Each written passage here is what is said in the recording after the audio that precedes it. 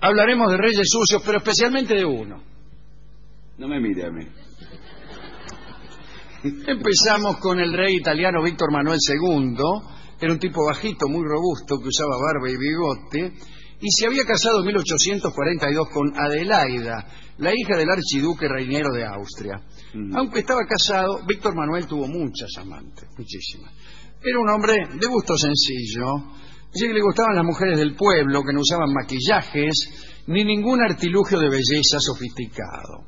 Pero, más todavía, a Víctor Manuel le gustaba que sus amantes tuvieran mal olor, que no se bañaran, discúlpeme. Según parece, el rey era dueño de un primitivismo erótico que lo hacía profundamente ordinario. Él mismo andaba por la ciudad sin arreglarse y parece que no se bañaba nunca. En realidad sí, pero lo hacía de manera natural, cuando lo agarraba una lluvia, o una vez por año en las aguas termales, o algo así. Un día, en el curso de una cacería, se encontró con una pastora que le gustó. La muchacha iba vestida pobremente y, según el cronista, tenía olor a cabra. Ajá. De paso saludamos... Sí, a Cabra, el cantante de Gillespie. Que huele bien. Que huele bien. Huele a Old Spice. Cabra. Sí. Víctor quiso que la llevaran al palacio. Dice, llévenmela al palacio. El cortesano encargado de aquel protocolo, don Tommaso Malpiero, quedó perturbado por el olor que acompañaba a la pastora y ordenó, iba a decir ordenó, no, Bueno. ordenó a la muchacha... Cuidado que el otro no está tan mal tampoco. Me confundí con la cabra. Claro. Ordenó a la muchacha, antes de presentarla, que se bañara y se perfumara. Al rato, Víctor Manuel se encontró con la mina en la habitación. Él se había disfrazado de pastor y se había encargado de ensuciarse prolijamente con barro y estiércol. Ah, qué lindo.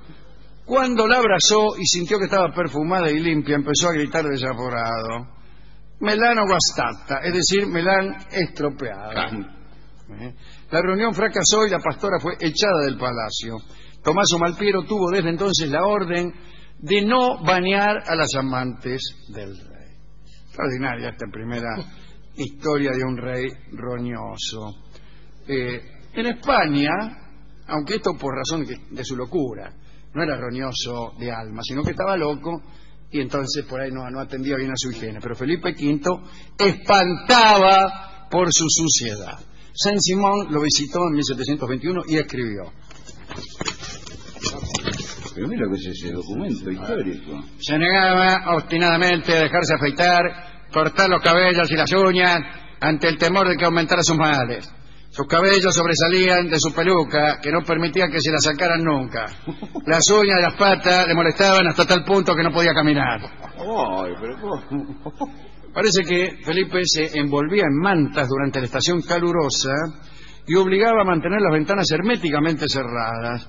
El calor ahogaba en el interior de las habitaciones, pero esto no parecía molestarle más que la horrible suciedad que lo rodeaba. Su traje caía a jirones. Cuando se paraba se le caían los pantalones y se le veían los muslos mugrientos. La porquería. En Inglaterra, Jorge III también fue conocido por lo poco que le gustaban los baños. La verdad es que también estaba medio loco Jorge, ¿no?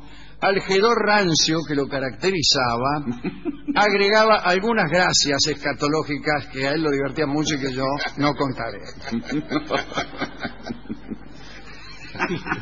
¿Cuál es su gracia, no? ¿Cuál es su gracia? Bueno, otro que tenía mal olor era Enrique IV de Navarra, amigo de este programa, un gran rey, que tenía unos pañuelos perfumados. Mejor dicho, la mujer tenía unos pañuelos perfumados que los colgaba del cuello. Cuando entraba el marido se los ponía en la nariz. María de Medici hacía eso, tenía olor a cabra también. Sin embargo, dice que Enrique IV se bañó por lo menos una vez.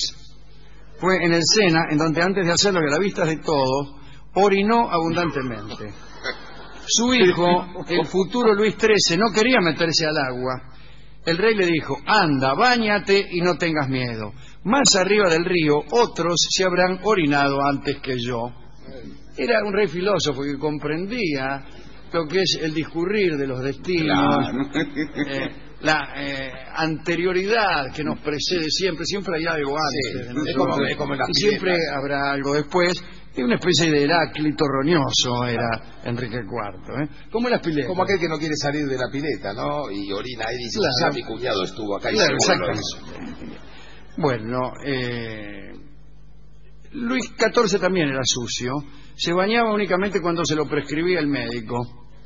Cada mañana, parece como los gatos, se ilustraba con saliva la cara y salía lo más fresco. Pero todo esto es anecdótico y lo que viene también. Contaremos lo que le pasó a Pedro de Rusia, Pedro III, con su mujer Catalina la Grande por no bañarse. Estamos en Rusia en el año 1747. La emperatriz era Isabel, no tenía hijos. La línea sucesoria venía complicada. Ella había dado un golpe de estado y el heredero verdadero, Iván IV, hijo de la depuesta Ana Ivanovna, crecía en la cárcel. La emperatriz Isabel había dispuesto que el trono lo heredara el duque Pedro, un sobrino que iba a ser Pedro III. Lo habían casado con Catalina, que iba a ser después Catalina la Grande, de larga fama. Isabel quería que esa unión diera frutos velozmente para que la línea dinástica que se habían puesto se perpetuara. Pero había un problema. Se habían casado y todo, pero Catalina permanecía virgen y el duque Pedro no parecía muy entusiasmado con amarla. Había algo que Isabel no sabía. Su sobrino Pedro tenía un inconveniente físico. El mismo inconveniente que había tenido en Francia Luis XVI con María Antonieta. ¿Cuál es? Un mal que le impedía cumplir el débito conyugal y que tenía una fimosis. Estamos entre Bueno, si sabían... ¿Hay algún doctor en la sala? Otra vez. Otra vez. Estamos totalmente desprovistos de aquí. O sea, que trate de que no me dé un patatús. Quédese tranquilo. Me da un patatús, no grita acá, grita en la puerta. Bueno, el caso es que ¿Le puedo decir en qué consiste? un mal, no le puedo decir en qué consiste. Pero porque yo le puedo explicar. porque me de da... forma- de forma sencilla. Bueno, no importa. Además estaba medio loco. Catalina se recluía en los salones de lectura y se pasaba largas jornadas con los libros. No le preocupaba demasiado, ¿no? De todos modos, lo que pasa es que Pedro no le gustaba a ella, le parecía horrible. Y prefería que las cosas se mantuvieran de ese modo. La que estaba preocupada era Isabel, digamos, la que había armado todo aquello. Bueno, empezó a preguntar, a ver qué pasaba. Muchos le echaban la culpa a Catalina, se creía, con cierta razón, que el nulo amor que sentía por Pedro la inhabilitaba para la procreación. Bueno, Isabel llegó a la conclusión de que tenía que enseñarle algo a Pedro, que por ahí Pedro no sabía, era indocto en esas cuestiones. Entonces se le ocurrió llamar a una pareja que integraban Nikolai Choglokov y su mujer María Andríkova, que eran bastante libertinos en sus costumbres, andaban de farra en farra, y además ellas habían engendrado 8 hijos, de manera que algo sabrían los tipos, ¿no? Entonces, bueno, a pesar de la vida disoluta que tenían, engendraban, así que bueno, le dijo: háganse amigos de Pedro, enséñenle cosas, qué sé yo. Deme un diagnóstico, a ver qué le pasa a este muchacho. Como a la semana cae Choglokov con la mujer y dice: mire, el problema es que Su Alteza es demasiado oloroso, por lo que la duquesa Catalina rechaza su abrazo. Pedro huele a sudor, tabaco y cerveza. Hace años que no se baña. Lo único que hace es lavarse la cara. Hay que hacer que tome un baño y entonces habrá embarazo y sucesión. Isabel, imagínense, maravillada por la simpleza del asunto, indicó que prosiguieran con el plan, que incluía el ansiado baño. Había que hacerle primero un lavado de cerebro al tipo para que se bañara. Esperaron a un tiempo de cuaresma que hay en Rusia, la primera semana de la cuaresma, hay un periodo preliminar llamado Miasopust, cuando los ortodoxos tienen prohibido comer carne. Entonces comen blini, unos panqueques rellenos de queso y arenque. Los olores son tremebundos en ese momento, y después de unos bailes y mascaradas llega el tiempo de la gran Cuaresma, y ahí los buenos cristianos se bañan con esmero para asistir a la confesión puros en cuerpo y supuestamente en espíritu. Entonces Nikolai Choglokov y su mujer María fueron llevando instrucciones para que Pedro tomara el baño cuaresmal, que incluía unas pequeñas flagelaciones con ramas de abedul. Discúlpeme. Muy bien. Los llevaron a unos aposentos donde estaban las mejores salas de baño del imperio. Ese sería el escenario de la limpieza del príncipe de la corona y el primer paso en la creación de un heredero. Pero cuando Pedro recibió la sugerencia de bañarse, se enfureció. Gritó que lo dejaran en paz y que jamás se rebajaría a cocer su cuerpo con agua. También dijo que no haría nada en contra de su naturaleza y citó casos de cortesanos que por enfriamiento después del baño habían muerto. Pedro tenía instalada la idea de que si se bañaba moriría. Bueno, los Choglokov regresaron a los aposentos de la emperatriz con la noticia del rechazo del baño por parte de Pedro. Bueno, Isabel, enojanísima, ordenó el baño a la fuerza. Dice la crónica: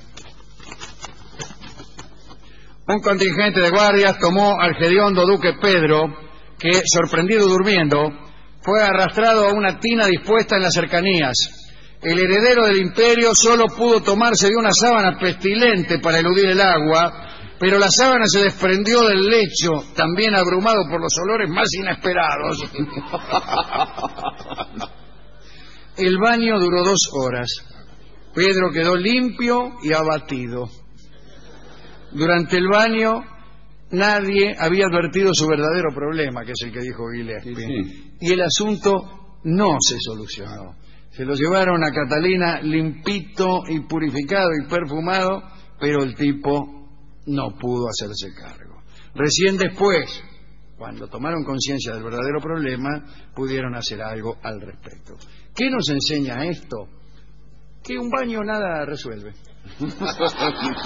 Es una superstición esta del baño diario que nos ha sido impuesta por los fabricantes de jabones de todo el mundo, que forman una enorme conspiración destinada a obligarnos a cosernos y a batirnos en infames tinas de baño.